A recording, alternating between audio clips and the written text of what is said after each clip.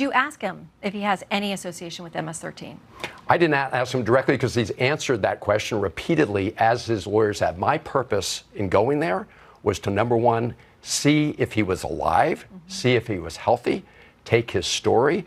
As I said, they have litigated this case on MS-13, and it was the judge in the most recent case who says, put up or shut up. So that's what I say to President Trump and others, put up or shut up. Hearing these reports from Prince George's County Police and from the immigration judge and the appeals court in the immigration setting, do you worry, though, that you are sticking your neck out for somebody who maybe down the line is proven to be connected to MS-13? I want to be very clear. I'm not vouching for the man. I'm vouching for the man's rights, his constitutional rights to due process. And the proper place to litigate that is in the courts.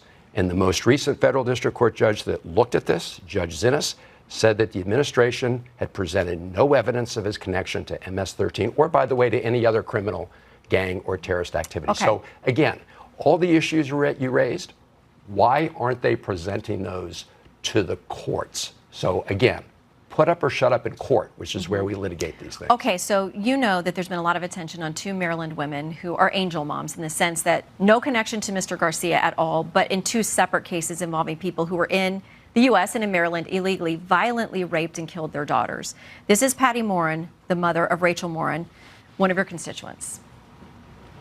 And to have a senator from Maryland who didn't even acknowledge or barely acknowledged my daughter and the brutal death that she endured, leaving her 5 children without a mother and now a grandbaby without a grandmother, so that he can use my taxpayer money to fly to El Salvador to bring back someone that's not even an American citizen.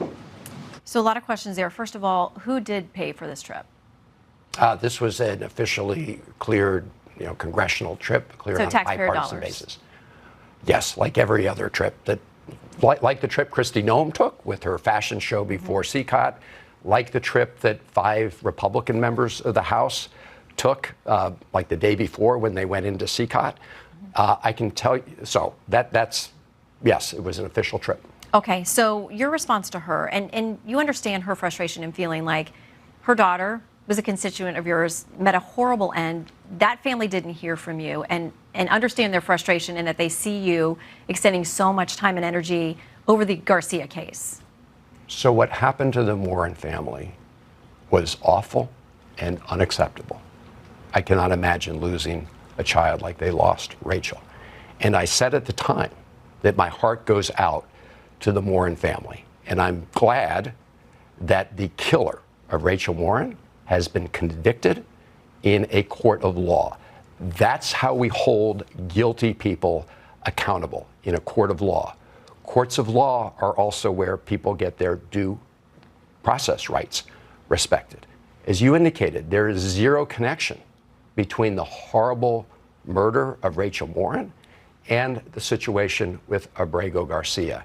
And I don't know if the Trump administration seems to be arguing that because of the awful thing that happened to Rachel Morin, that Abrego Garcia's right should be neglected. And I think that's not the question. I think it's about the mother being unable to understand why you would spend so much time and energy for this person who was not in your state or in the country legally, at which time she felt like you didn't have the same concern about her daughter and her family. I did have concern. I have concern. My heart goes out to every Maryland family that is the victim of violence, regardless of the perpetrator. And that is why I am very glad, and said so, that a court of law has convicted her killer. That is where we litigate these issues. That is where the Trump administration admitted that they had wrongfully detained and deported Abrego Garcia. My whole point here is if you deprive one man of his constitutional rights, you threaten the constitutional rights of everybody. I would hope that all of us would understand that principle. You're a lawyer. I'm not vouching for the individual. I'm vouching for his rights under the So Constitution. just quickly then, if he is brought back, if the administration finally says, okay, we got a duty, let's get him back here, and he's given due process, then deported again, you're okay with that process? I support the rule of law. That's exactly my point here.